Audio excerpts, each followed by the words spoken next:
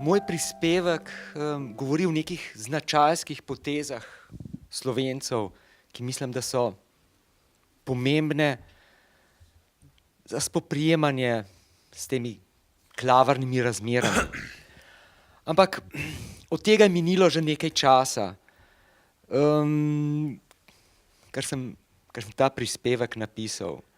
Medtem sem imel priložnost v nekem brejku med ustavnim sodiščem in ko sem se vrnil nazaj na vrhovno sodišče, razmišljati pravzaprav, kje sem, kaj sem počel vse svoje življenje, ko sem se ukvarjal s pravom.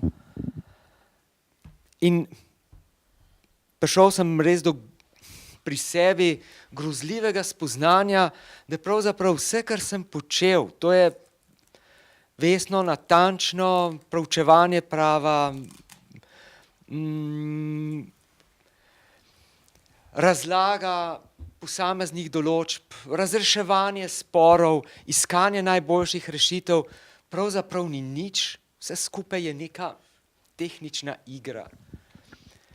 In na koncu vse, kar šteje in o čemer se je vredno še danes v Sloveniji, pa končno tudi v svetu, ker vsa ta protislovja sveta so v Sloveniji še bolj izrazita in nakopičena, pravzaprav zloraba prava.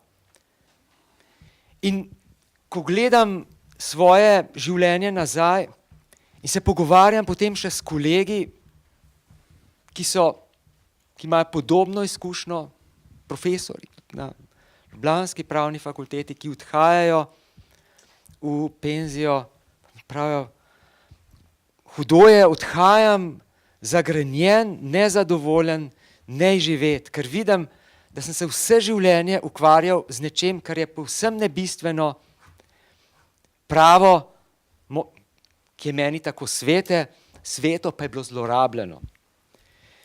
In to se mi zdi, da je v Sloveniji tisti ključen temeljni problem, ker pravo je kulturni pojav. S pravom smo se ljudje pravzaprav človečili.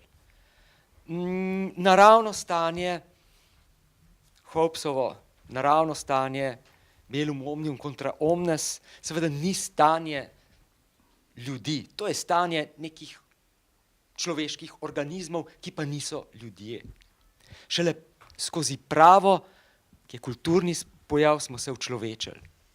In ko se dogajajo v zatonu liberalne demokracije, ko je pravo doseglo svoj klimaks pravzaprav, skozi sodnim nadzorom zakonodajalca, in ko se dogaja ta grozovit zaton ustavne demokracije, skozi serijo zlorab prava, pa naj bodo te zlorabe prava, od zlorabe prava v zakonodajni sferi, v zakonodaji, sodišč, do posameznih, do upravnih organov, kot je recimo, zdaj bom od tu skočil na nekaj povsem konkretnega, izdaja oziroma prepoved, začasna prepoved prometa s osno obremenitvijo nad toliko in toliko, zato da bi se preprečil protest neizplačanih oziroma prikrajšanih podizvajalcev pri gradnji Stožic. To je nekaj nezaslišanega. Mene je globoko sram kot pravnika in proti temu nič ne moremo. Nekdo lahko takole to doseže. Da ne govorimo o sedanjih poskusih izigravanja in demontaže ustavne demokracije z obidom odločbe ustavnega sodišča o izenačenem financiranju šol, zasebnih in javnih. Da ne govorim o vseh sodnih primerih, ki jih verjetno zelo dobro poznate in ki na grozovit način obračunavajo s posameznikom, in hkrati z vsakim od nas, kar razžirajo pravno kulturo, zaupanje v pravo, zaupanje v sodstvo. In ko se ozremo potem na podatke, statistične podatke Eurobarometra in vidimo, da samo še 16% Slovencev zaupa sodstvu. Zame je to nekaj groznega in pomeni negacijo vsega tistega dela, predanega dela, preigravanja, se bom rekel, s paragrafi, iskanja pravnih, iskanja namena zakonodajalca, razvijanja vseh mogočih pravnih teorij, ko pa vidiš, da je vse to pravzaprav zaman, da se z eno grobo silo pravo spreminja v ne pravico pravičnega, zmago argumenta, ampak da je pravo tam, kjer je moč. In kot je že Radbruch povedal, ne, pravo ni tam, kjer je moč, v prvi minuti. Pravo je tam, kjer so argumenti. In ko se sprašujem, zakaj, odkot ta pojav, najprej pomisliš, ali smo nekakšen hibrid, je Slovenija potem nek hibrid med dediščino marksizma pa nekim uvoženim despotsko-orientalskim pojmovanjem prava. Lahko da, ampak podobno se dogaja tudi tam, kjer niso tako podvrženi temu, da despotsko-orientalski vpliv ni tako močan, kot je recimo Poljska, kot je Madžarska. Podobne, morda še bolj izrazite probleme doživljajo tam.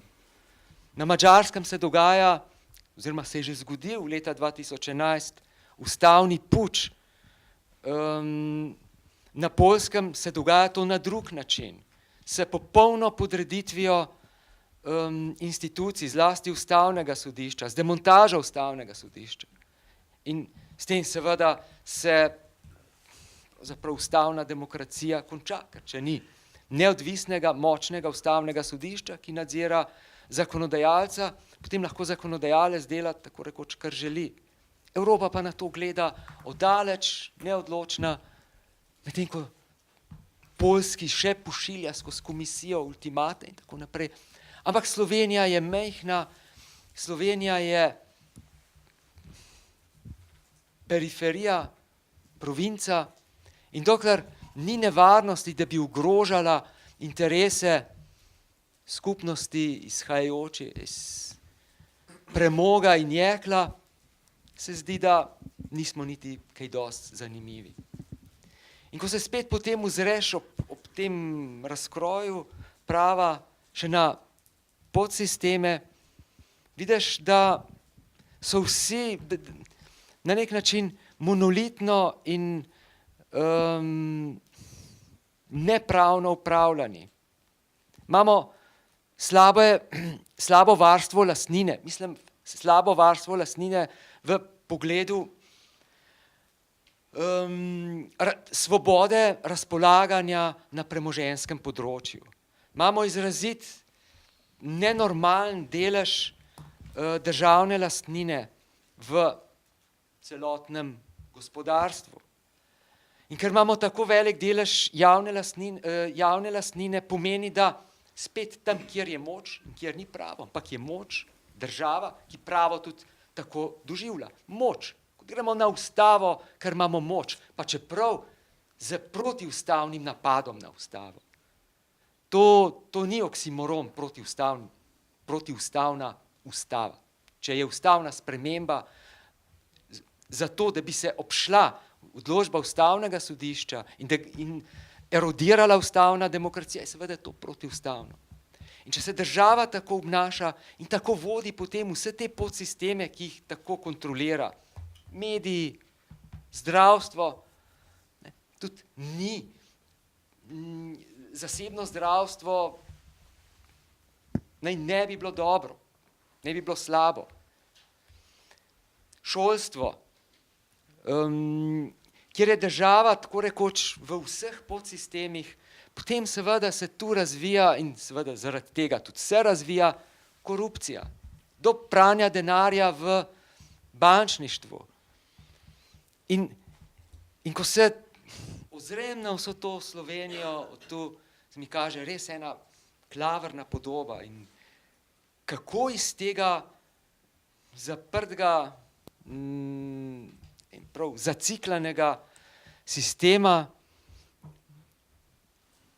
se mi zdi, da samo tako, kot je nekdo že rekel, v pravu, rešitev je zapreti vse pravne fakultete in odpustiti vse sodnike.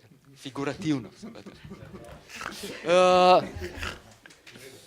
Ja, zakaj? Zato, da bi se ustvaril prostor za mlade v tujini izobražene, s demokratično kulturo prihajajoče ljudi, ki bodo pač to izčistili. Ampak seveda tega ni mogoče v kratkem času.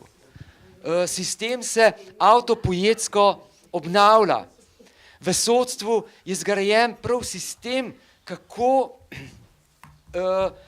sodnike vzgajati na način, da bodo stari s avtoritarno miselnostjo vzgajali mlade. In ti mladi seveda bodo potem taki, tisti, ki se ne uklonijo, bodo odšli. In tu je treba prerezati. Spet drugače kot s nekimi lahko tudi dokaj radikalnimi rezi, na kratek rok pač ni mogoče. Z manj radikalnimi na daljši rok, vendar morajo biti zelo premišljeni, zelo sistematični in seveda ob močni civilni družbi. To je pa spet naslednji problem, ker nimamo civilne družbe, ker je tudi civilna družba odrabljena, ker kjerkoli se civilna družba začne pojavljati, pridejo nekateri, sežejo po njej s takšno ali drugačno večino članstva, dosežejo usmeritev civilne družbe tja, kamor želijo. Zato bi seveda morali skrbeti za to, da se civilna družba, pristna civilna družba razvija, da od tam črpa ideje tudi politika, stranke, da to civilno družbo seveda financira zasebni kapital, kjer ima civilna družba pač zastopa interese, ki ga ta ali on pač zasebni sektor ali zasebna iniciativa v gospodarstvu vidi, da zastopa tudi njene interese. In na ta način se seveda družba pravzaprav v nekem smislu deliberativne demokracije lahko normalno razvija. In če začnemo pri civilni družbi, če začnemo pri mladih, če čim več pošiljamo na študij v tujino, jih privabimo sem, nazaj, bi se mogoče potem nekje ta začaran krog začel izčistiti. Če tega ne bomo naredili, bomo končali slabše, kot se piše Madžarom in Poljakom, ker smo majhni, ker smo nezanimivi za Evropo in ker bomo utonili v nekem balkanskem zaprašenem predmestju. Hvala lepa.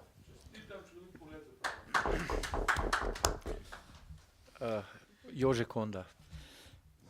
Lep dober večer. Moje področje je precej drugačno od sedanjih razprav.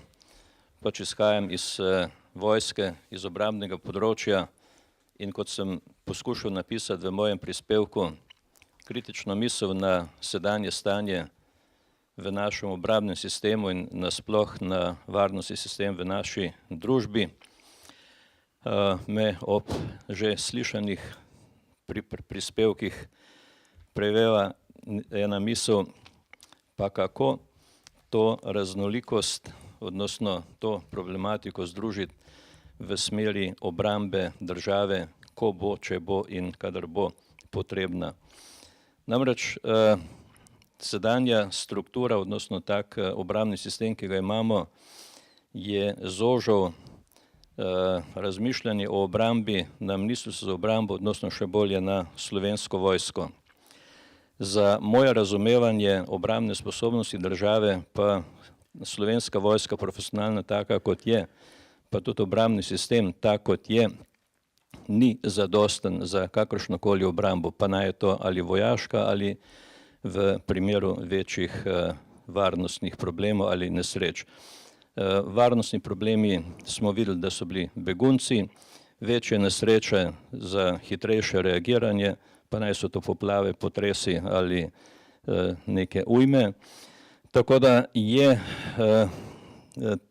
to razmišljanje o obrambnem sistemu, obrambno-varnostnem sistemu res eno široko polje, ki pa predvsem po mojem temelji na volji, na pripravljenosti človeka, da se angažira v tej smeri. Spomnim se, ali pa izhajam iz leta 1991, iz osamosvojitvene vojne, ko sem tisto nedeljo 30. junija prišel v Logatec v pomoč kontrolo takratno in tam pred občinskim štabom je bila mlada mamica z otročkom, pa me gleda, pa pravim, gospa, je kje narobe? Pravi, ne, tako lepo vas je videti. Pa ne mene osebno.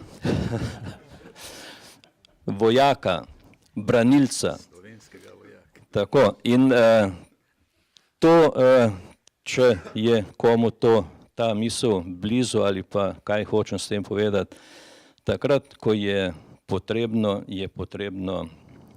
pokazati voljo, moč in s tem tudi vlivati zaupanje. In vse moje razmišljanje je usmerjeno v pripravo takšnih pogojev v naši družbi, da bodo ljudje želeli, hoteli in pa mogli se angažirati na tem obrambno-varnostnem področju. Namreč, spet navedel sem v prispevku kritiko naših vodilnih na Ministrstvu za obrambo, pa tudi na vodilnih v Slovenski vojski, čeprav sem bil tudi sam eden od njih, na nekritično sprejemanje ali pa še bolje reči na političnem nivoju igranje z obrambnim sistemom. In napisal sem to, da je Slovenska vojska postala peskovnik za razne ministre za obrambo. In to jim sem pripravljen v obraz povedati, kateremu koli.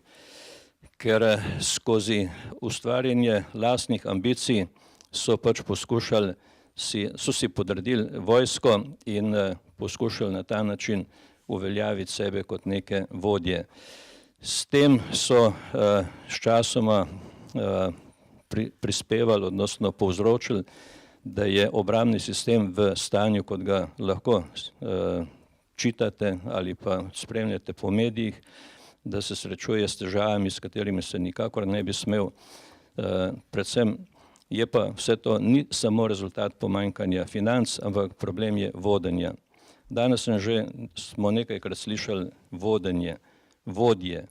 Da, vodje so tisti, ki morajo, ampak kdo jih je pa zdaj določil? Kdo jih bo pripravil? Ali se bodo sami pojavili?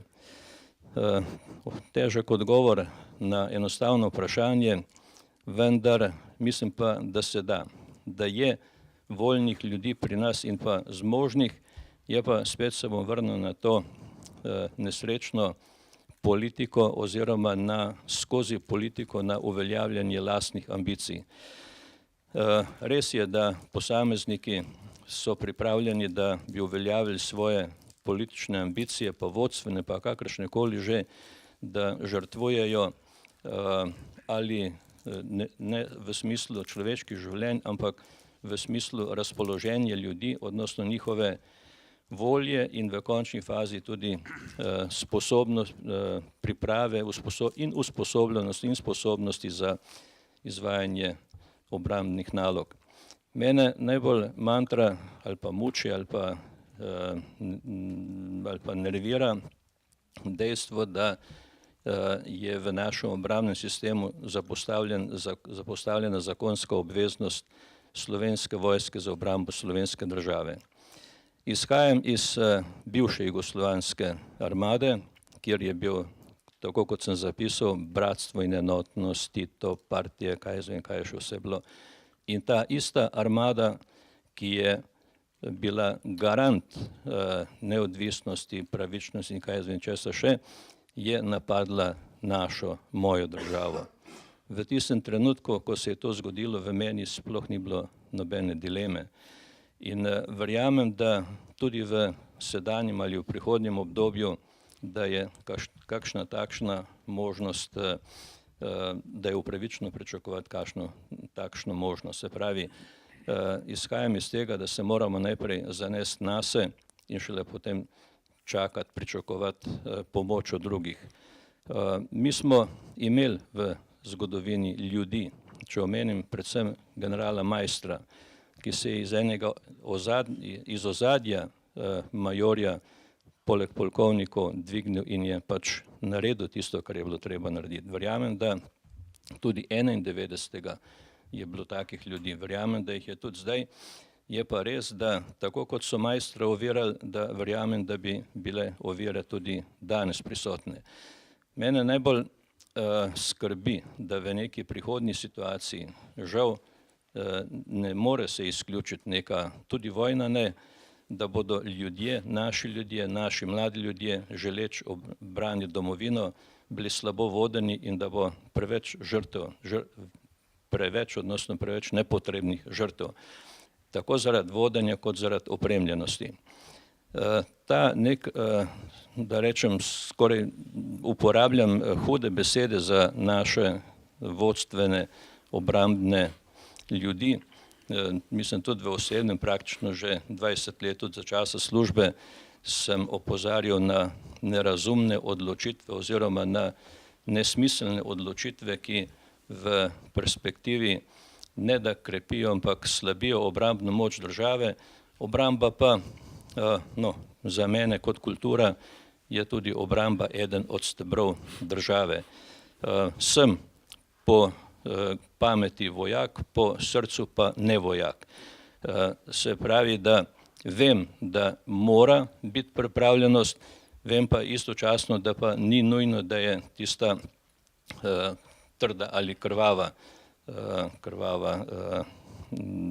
način obrambe.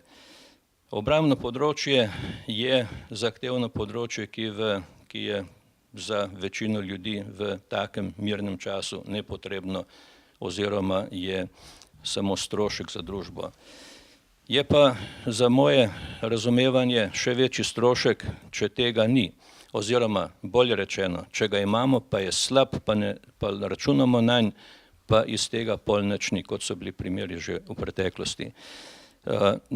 Opozarjal sem tudi pristojne na našem obrambnem sistemu na problematiko, kot sem že danes slišal že večkrat besedo, na neumnosti v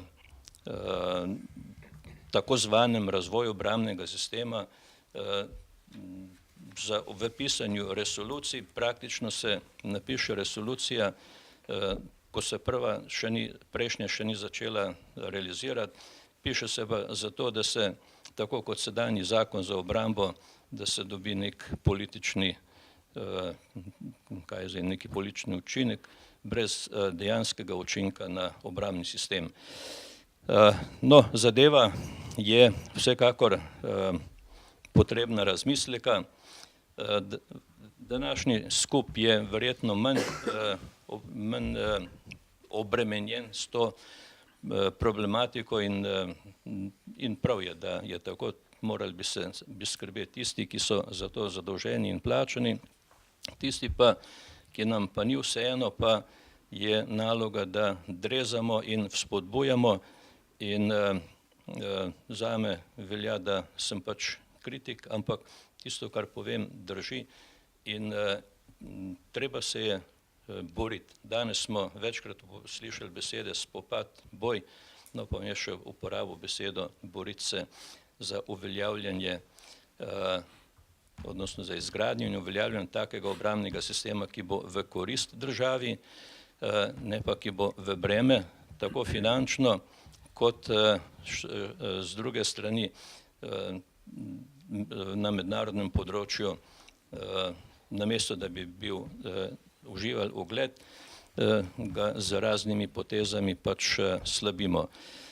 Imel sem priložnost sodelovati v tem mednarodnem vojaškem okolju, tako da vem, da ti vsi naši češ majhni problemčki, ki so, se pač odrazijo na tem področju kot, tako kot je danes že večkrat doslišano, majhna država, obrobna država, sej dobro, zraven ste, te pohvale, ki jih slišimo od zunaj, to so pač kurtoazija, ampak zavedati bi se pa morali, da iza tega mora biti učinek. In še enkrat, da zaključim, slovenska vojska, odnosno obrambni sistem mora biti najprej naravnan na organiziranost, organizacijo, usposobljenost za obrambo države v katerem koli smislu, ali v vojaškem, ali v varnostnem, ali v okoljskem. Tako da bomo ljudje imeli od tega korist, ne pa samo strošek oziroma priložnost za razne, kot smo že slišali danes pri zdravstvu, mešetarje in tako dalje. Hvala lepa.